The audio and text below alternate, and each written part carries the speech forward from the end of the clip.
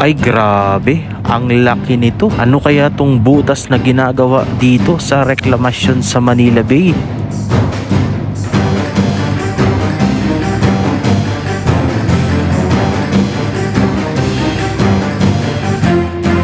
Good day mga kababayan, isang pinagpalang araw po sa ating lahat. Panibagong araw, panibagong update dito sa ginagawang reklamasyon sa Manila Bay. At nawa po ay nasa mabuti kayong kalagayan. At ngayon lang tayo nakapag-update po ulit ngayon dito sa bahagi ng reklamasyon na to. At sa wakas ay medyo nakapagpalipad tayo ng ating kalapati. Ngunit datapwat sa ating nakita ay meron tayong discovering ginagawa dito sa may bahagi ng Island A, dito sa Pasay 360 Reclamation Project. Bali itong dinadaanan po natin na to, ito ay sakop na ng Island B. So mapapansin niyo sobrang lawak na po talaga ng kanilang ginagawang pagtatambak dito. At papasilip ko sa inyo kung paano sila magtambak, yung ibang way ng kanilang pagtatambak dito sa Island B at sa iba pang island. At habang tayo nga po ay nagpapalipad ng ating kalapati ay ito yung ating nakita dito sa may bahagi ng Island A, kung saan ay isang malaking uka, isang malaking uka kung saan ang bahaging ito ay natambakan na. Pero mapapansin nyo ngayon isang malaking butas na meron tubig at merong isang vessel sa gitna. Ngayon i-explain ko po sa inyo kung ano ang ginagawa at kung bakit rin merong mga ganitong sitwasyon sa reklamasyon. Ito po ay base din lang sa aking obserbasyon at base na rin po sa kung ano ang silbi ng barkong yan kaya merong butas. Ang vessel pala o barko na inyo nakikita ngayon ay isang cutter suction dredger. A cutter suction dredger is equipped with a rotating cutter head. It is positioned on spuds and anchor wires during dredging operations and is suited for dredging silt, sand, clay, and rock. So yan po mga kababayan yung konting description about dito sa vessel na inyo nakikita, cutter suction dredger. Ngayon kung bakit merong butas ay dahil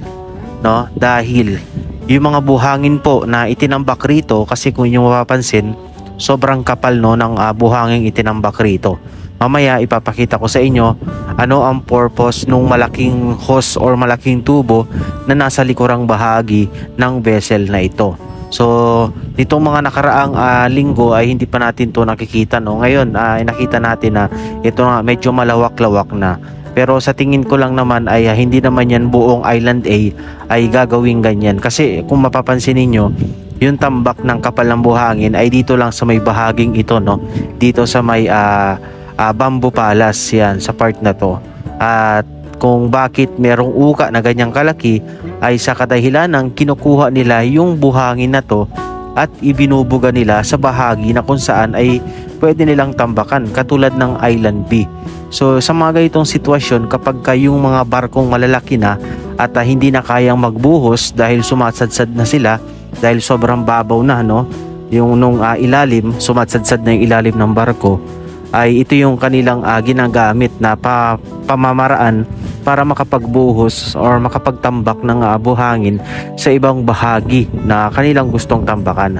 Katulad ng nakikita nyo ngayon ay sobrang dami ng buhangin nilang nakuha at hinihigop, gamit nga itong cutter suction dredger na to ay hinihigop yung mga buhangin na to at ibinubuga nila sa bahagi ng Island B. Gaya nga po ng sinabi natin kanina, so maraming purpose or gamit itong cutter suction dredger na to, kung saan siya yung dumudurog ng mga burak or yung mga bato sa ilalim tapos sinisipsip nila. Pero ngayon sa pagkakataong ito ay makikita ninyo yan tubo na yan, hinihigop yung mga buhanging nakatambak rito at itinatambak nila. Makikita nyo kung hanggang saan yung hose, hanggang dyan sa may Island B. Kaya pansinin nyo yung daan ng kalapati natin kanina ay napakalawak na ng Island B. Kaya pala napansin natin na walang barkong nagbubuhos dito, siguro nga dahil mababa na or sumasadsad na yung barko.